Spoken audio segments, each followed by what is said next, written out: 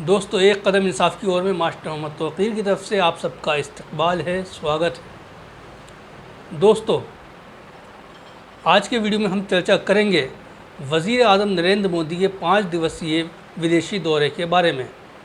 जी हाँ दोस्तों, वज़ीर आज़म 5 दिवसीय अमेरिका और मिस्र के दौरे के लिए 20 जून 2023 को हिंदुस्तान से रवाना हुए और 21 से 23 जून तक 3 दिन अमेरिका में रहे और 24 से 25 जून तक मिस्र में रहे।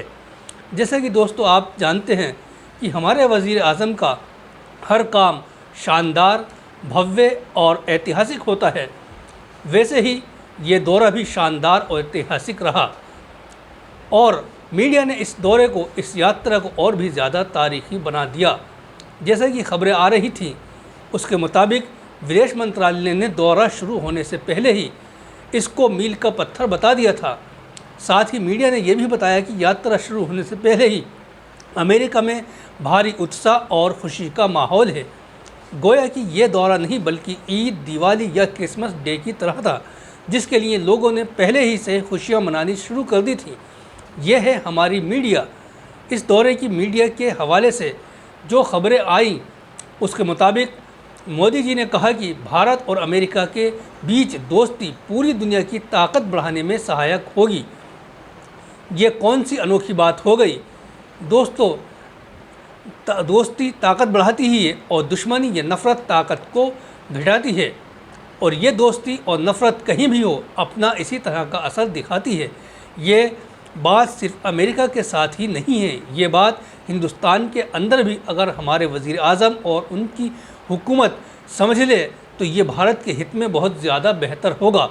दूसरी बात यह कि मोदी जी के दौरे से ठीक पहले 18 व 19 जून को अमेरिका के विदेश मंत्री एंटनी ब्लिंकन चीन के दौरे पर थे। किस लिए ये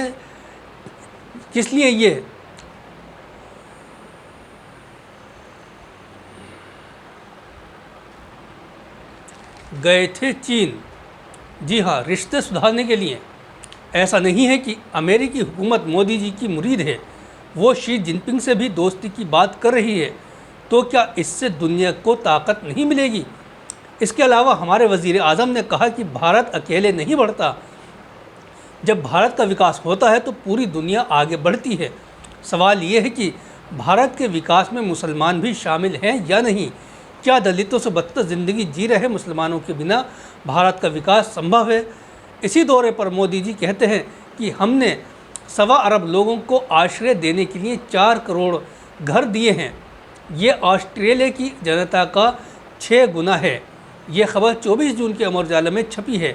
अब आप लोग हिसाब लगा लीजिए, कैलकुलेशन कर लीजिए कि 1.25 अरब यानी 125 करोड़ लोगों को घर देने के लिए 4 करोड़ घर दिए गए हैं।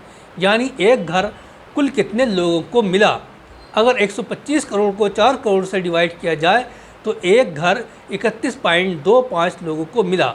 इसका मतलब तो ये हुआ कि मोदी हुकूमत से पहले किसी के पास शायद घर ही नहीं था, अक्सर लोगों के पास घर नहीं था। इसीलिए मोदी हुकूमत ने 1.25 अरब लोगों को घर देने का बहुत बड़ा कारनामा अंजाम दिया। दोस्तों, बात यहीं तक नहीं है। हमारे प्रधानमंत्री जी कहते हैं अमेरिका में ही कि भारत अमेरिका का साझा सपना और दृढ़ संकल्प 21वीं सदी में दुनिया की तकदीर बदलने की क्षमता रखता है। तो सवाल ये है कि पहले हिंदुस्तानियों की तकदीर तो बदल दीजिए, बाद में दुनिया की तकदीर बदलने का काम करिएगा।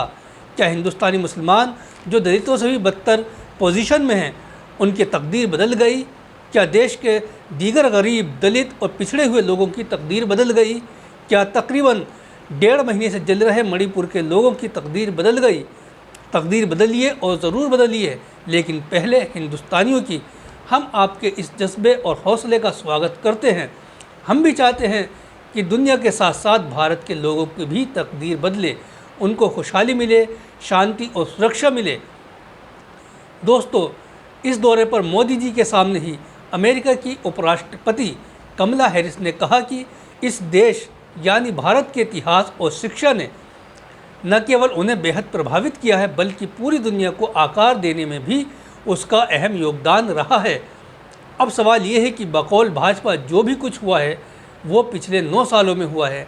इससे पहले कुछ नहीं हुआ तो अमेरिकी उपराष्ट्रपति क्या पिछले 9 सालों के इतिहास और शिक्षा की बात कर रही हैं।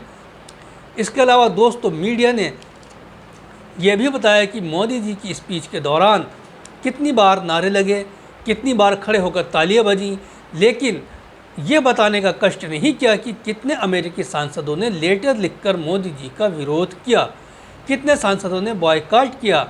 आपको मालूम होना चाहिए कि 75 अमेरिकी सांसदों ने लेटर लिखकर मोदी जी का विरोध किया और ना ही शायद ये बताने की कोशिश की कि सड़क पर ट्रक खड़ा करके स्क्रीन पर विरोध स्वरूप कुछ वीडियो क्लिप भी दिखाई गई। अलबत्ता अमेरिका के साबिक सदर बराक ओबामा और रिपोर्टर सबरीना सिद्दीकी के ज़रिए मुसलमानों के हुकूक और तहफ़्फ़ुज़ को लेकर उठाए गए सवालों पर ज़रूर हाय तौबा मचाई गई। इन सवालों का मोदी जी ने जो भी जवाब दिया, लेकिन इन सवालों ने उनकी दावत का मज़ा किरकिरा कर दिया। क्या 9 सालों में हिंदुस्तान के अंदर एक भी प्रेस कॉन्फ्रेंस न करने के पीछे ऐसी ही कोई वजह थी जिससे वो बचना चाहते थे, लेकिन जो बाइडेन ने सरकारी मेहमान बनाने के साथ साथ प्रेस कॉन्फ्रेंस में लाकर इन सवालों के सामने मोदी जी को खड़ा कर दिया? क्या इस सब के पीछे बाइडेन का हाथ था? दोस्तों, इस अमेरिकी दौरे से निपटकर मोदी जी मिस्र पहुंचे, जहां मिस्र के राष्ट्रपति ने उन्हें मिस्र के सर्वोच्च सम्मान ऑर्डर ऑफ द नील से नवाजा और मोदी जी वहां अल हकीम मस्जिद भी पहुंचे। दोस्तों, हिंदुस्तान में तो टोपी ओढ़ने से भी परहेज़ और मिस्र में मस्जिद में हाजिरी, ये दोहरा पैमाना क्यों? इस पर भी हिंदुस्तानी मुसलमानों से वोट की चाहत। अल्पसंख्यक सम्मेलनों का आयोजन, मिस्र का सर्वोच्च सम्मान मिलने पर भाजपा नेता फूले नहीं समा रहे हैं। मीडिया भी गुणगान कर रहा है, कितने मुल्क सम्मान दे चुके हैं इसकी गिनती गिना रहे हैं। लेकिन हैरत की बात यह है कि सम्मान देने वाले मुल्कों में शायद ज़्यादा तादाद मुस्लिम और ईसाई मुल्कों की ही है। इसके बावजूद हिंदुस्तानी मुसलमानों और ईसाइयों को टारगेट किया जाता है। हाल ही में उत्तराखंड के पुरोला में मुसलमानों का पलायन और मणिपुर में हिंसा व चर्चों की आगजनी इसकी ताज़ा मिसालें हैं। दोस्तों, दूसरे मुल्कों के दौरे होने चाहिए, उनसे दोस्ती बढ़ानी चाहिए, कारोबार वगैरह सब कुछ होना चाहिए। ये अच्छी बात है और हम इसका स्वागत भी करते हैं, लेकिन इसके नाम पर अतिशयोक्ति करना, बहुत बढ़ा चढ़ाकर पेश करना, ये बेहतर नहीं है। क्या अमेरिका बेवकूफ़ है? नहीं, मगर सबके अपने अपने मफाद हैं, अपनी अपनी ज़रूरतें हैं। मोदी जी के दौरे से 2 दिन पहले ही उसने चीन से रिश्ते सुधारने के लिए अपने विदेश मंत्री को चीन के दौरे पर भेजा। इसे क्या कहेंगे? क्या इससे पहले किसी भारतीय प्रधानमंत्री ने अमेरिका का दौरा नहीं किया? क्या इससे पहले अमेरिका के साथ करार और समझौते नहीं हुए? दोस्तों, आज के वीडियो में बस इतना ही। वीडियो में अगर सच्चाई हो तो वीडियो को ज़रूर शेयर करें, और अगर अभी तक आपने हमारे चैनल को सब्सक्राइब नहीं किया है तो चैनल को सब्सक्राइब भी ज़रूर करें। जय हिंद, खुदा हाफिज़।